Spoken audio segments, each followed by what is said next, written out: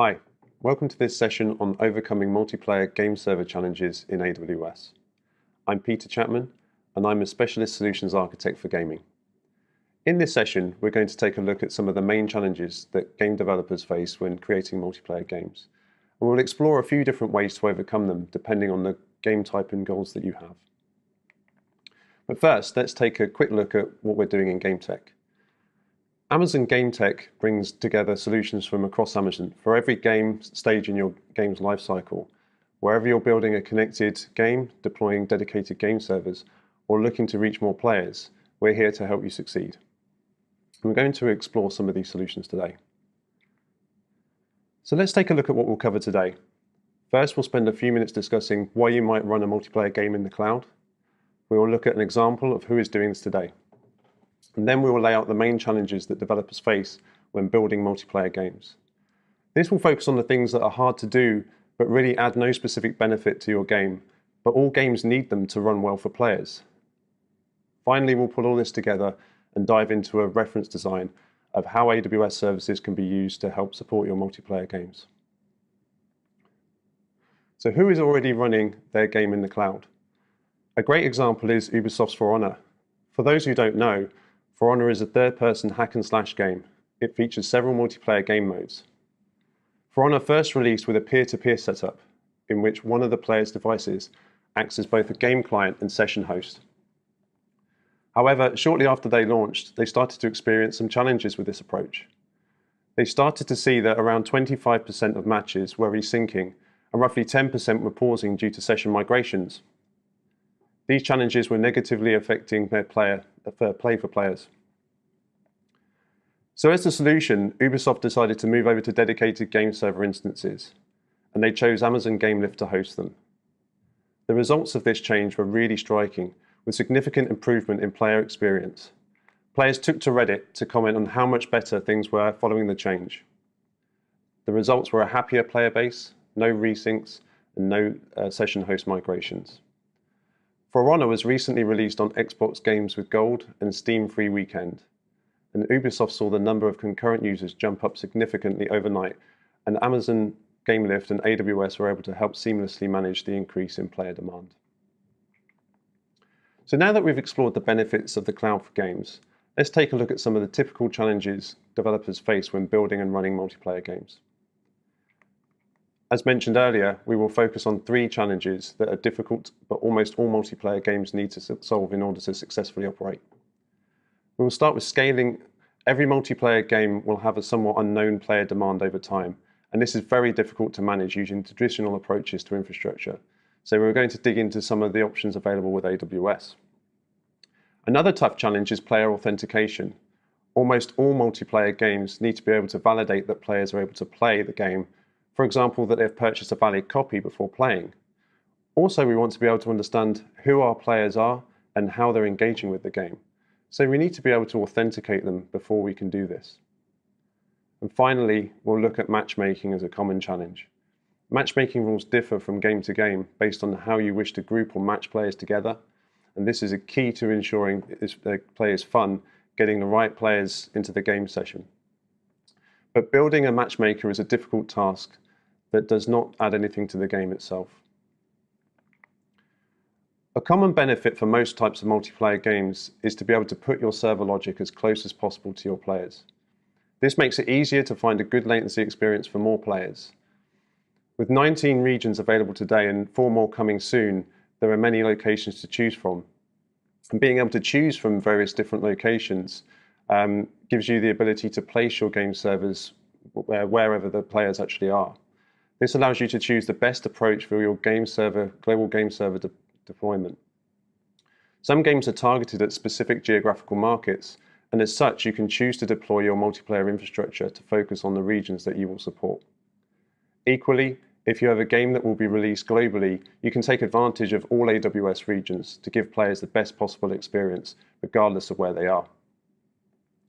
Being able to create your infrastructure as code is a big benefit to controlling the global rollout of your game. Using tools like AWS CloudFormation, you can quickly and easily deploy to new regions and roll back based on need with minimal effort. Here is some information we have captured about how the use of multiple AWS regions can have a positive effect on average player latencies. In general, using a single region for a globally accessed game can lead to a higher latency for players. Now, this can work for certain types of games that are latency tolerant, but this would not be ideal for fast-paced competitive games that have a very low response time. As you can see, the average player latency reduces as more AWS regions are used. So for those games that need very low latencies, it's well worth taking advantage of as many as possible. So let's start with our first challenge, scaling. Almost universally, multiplayer games face the problem of not knowing how many players are going to want to play at any given time or from what part of the world. Generally, we see that players play most around lunchtime and evenings, with the early morning being the least demanding time. Running your infrastructure in a traditional way means that in order to know that you are able to handle the traffic at all times, you need to be able to scale to peak load and leave it there, resulting in wasted capacity. There is also the possibility of unexpected spikes in player traffic, which carry with them a high risk of not being able to handle all the demand at that time. So this results in scaling for peak, plus some additional headroom to deal with those spikes. There are several ways in AWS Cloud that you're able to build auto-scaling capabilities into your architecture. This allows you to reduce your infrastructure costs and get access to the large amounts of AWS resource in regions to cope with any unexpected demand or spikes from players. So let's look at the common types and identify a good fit for each AWS service to enable auto-scaling for your game. For session-based games that need an authoritative dedicated server, we can use Amazon GameLift to handle our scaling needs. Amazon GameLift is an automatic scaling service for your games. It will work based on player sessions and game sessions rather than traditional scaling metrics such as CPU load or network wait time. Additionally, Amazon GameLift will help you to deploy your game, and it'll actually deploy your game server to AWS EC2 infrastructure. So it can really help you manage and scale your game. With turn-based and lightweight real-time games, we have no need for an authoritative server, but we often need a central point for checking logic. For these types of games, Amazon GameSparks is a good starting point. Amazon GameSparks is a set of features that helps you build your backend for your game very quickly and easily. It includes things like leaderboards, virtual goods, virtual currencies. You can also customize those features too. For this use case in multiplayer games, using Amazon GameSparks features for real-time multiplayer and turn-based multiplayer are definitely very worth looking at. For persistent worlds, the best place to start is generally with AWS EC2 and auto-scaling groups. This is because persistent world servers need to run 24 hours a day, 7 days a week. And often players are actually creating their own game servers using a server browser model. So the ability for players to be able to create their own servers on demand is important here. And this really means that scaling isn't necessarily as spiky or peaky as it might be with other game types. Also, if you're running Docker and you like the use of Docker or containers, Amazon ECS is an interesting service to take a look at. Now let's take a look at how we can use AWS to authenticate our players. So why is authentication a challenge for games? It's the front door for our players and something that needs to happen before we allow them to interact further with our game. This puts authentication on the critical path for getting players into the game itself. And so our authentication mechanism needs to be highly resilient to ensure that players can play at all times. Depending on the data we plan to keep about our players, we may also need to take data compliancy regulations into account, and we will always need to be sure that this data is kept securely.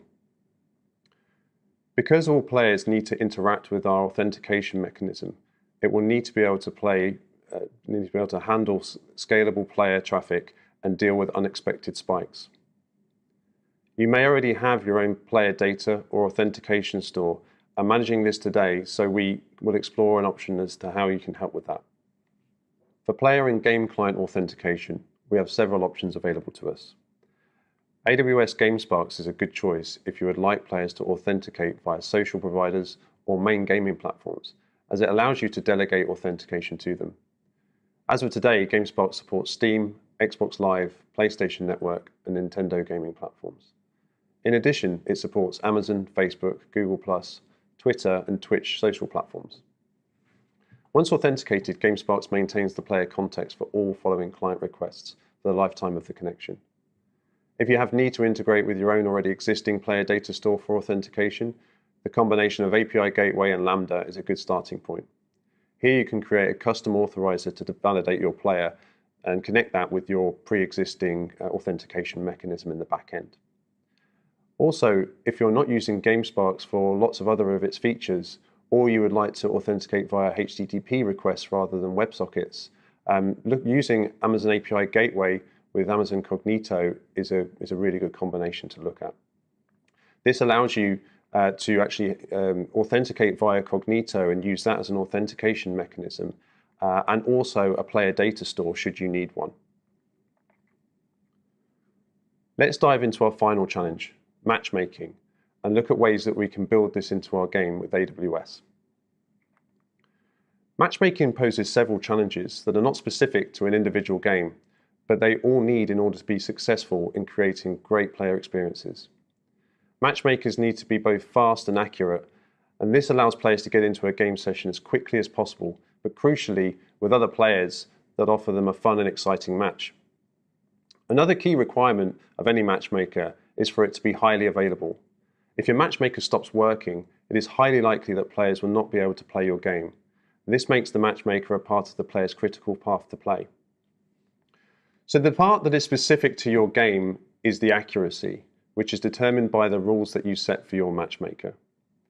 The remaining two parts, speed and availability, ensure your matchmaker functions well and consistently, but does not offer anything unique to the game. These parts are also more time-consuming elements to build and maintain long-term. So if you're building a session-based game, let's have a look at Amazon GameLift again.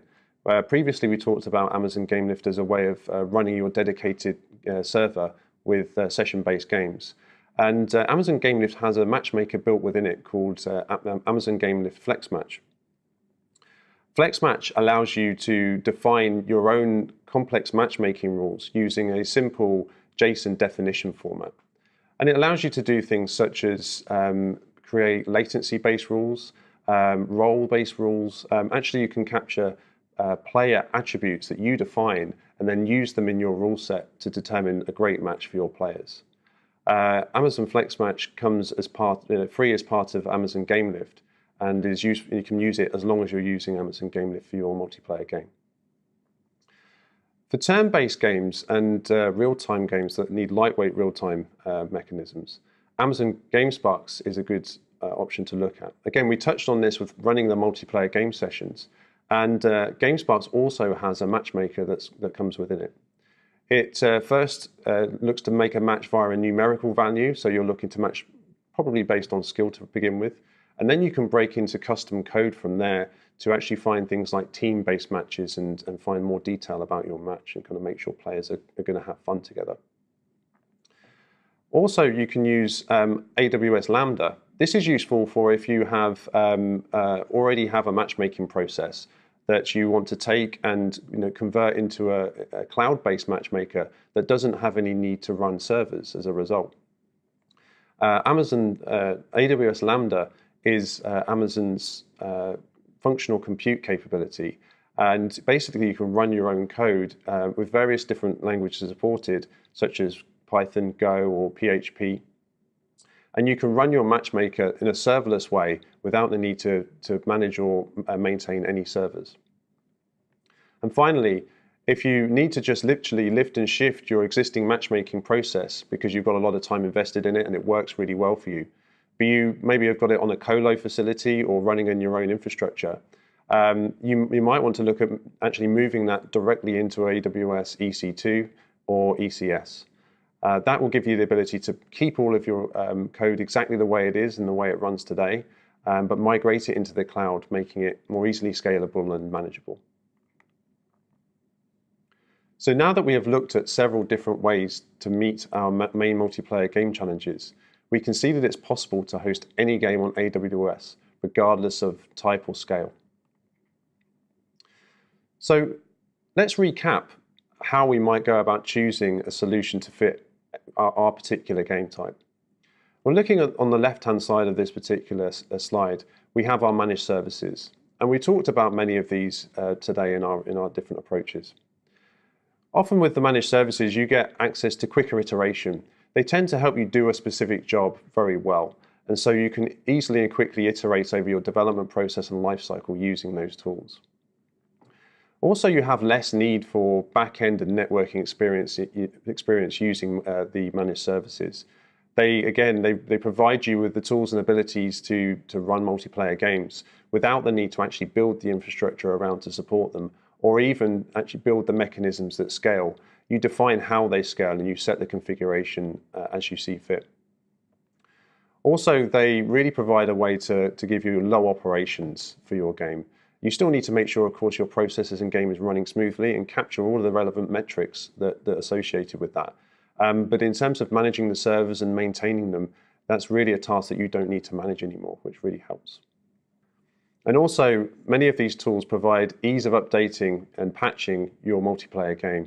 They actually allow you to do things like A/B cutovers of your existing game without player downtime and give you the ability to release new features and updates easily and quickly. On the build it your own side, some of the strengths are the fact that you can completely customize your environment as you see fit. You also have complete control over the environment as well. So you can build it in exactly the way you want to see it run and then manage and maintain that environment. Also, you can capture in-depth metrics of server telemetry and really know exactly what's going on with the whole environment. But whether you choose a managed service or decide to build your own, all AWS services provide a reliable, scalable, and cost-effective solution for your needs. So let's take a look at an example of a game that's been built with AWS and look at the actual reference design for this. Metalhead built a game called Super Mega Baseball 2 using completely AWS services. And they decided to build it with our serverless services as much as possible, and in a way that meant they didn't have to manage and maintain servers. They had several requirements when looking to do this. First and foremost, they wanted to be able to support cross-platform play, and they really wanted one architecture that allowed them to do this. Also, fairness and cheating were major considerations, and essentially they really needed to make sure they had dedicated servers to be able to make sure they could combat that. Scalability was a major consideration. The game also launched on Xbox Games with Gold program, which meant that they needed to ramp up and down scale very, very quickly. And then finally, latency was a major concern. A 100-mile-an-hour fastball travels from mound to plate in about 0.4 seconds. So reaction time is everything with this game, and of course, doing that in a multiplayer setting is a really big challenge. So let's take a look at through the architecture and explore it. First, we'll start with the game clients, and it doesn't matter what game client we're talking about here. It could be any of the major platforms. They connect into Amazon API Gateway, first of all, to do authentication and login. And then once they've done that, subsequent connections to the services via Amazon API Gateway will be already authenticated, showing a token. Secondly, the client will then make a request into the services to do matchmaking, to matchmake players. And Amazon API Gateway will forward that request on to AWS Lambda to actually run the logic that's needed to matchmake. And Lambda will actually persist the matchmaking information and make sure that we've got that a state for that particular process. So if anything fails beyond that point, we have a persisted state and we can pick up from there. But also, what we can do then is we can also check from the client and say, the client can come back and say, hey, how's my matchmaking process going? And rather than sort of going deeper down into our matchmaking process to check every time, we can simply check the DynamoDB database, which is a much faster and more scalable way to do things. So Lambda, secondly, then, will once it's persisted the state, it will call into Amazon GameLift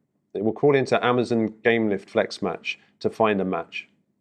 FlexMatch will then run our matchmaking rules, and Metalhead had several rules running for their matchmaker to make sure that they had a really successful match for their players. And once FlexMatch has found the actual match, it will do two things. First, it will look for a game session on Amazon GameLift. And once it's found that, it will notify Amazon SNS, that's our simple notification service, which can do push notifications to many different platforms.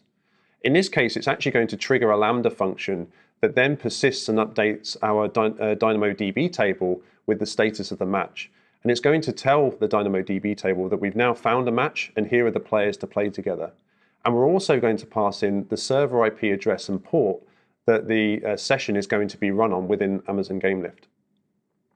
So now our clients, as they're checking and asking for the matchmaking status, they will now get back a status of the match is successful. Here is your server IP address and port information.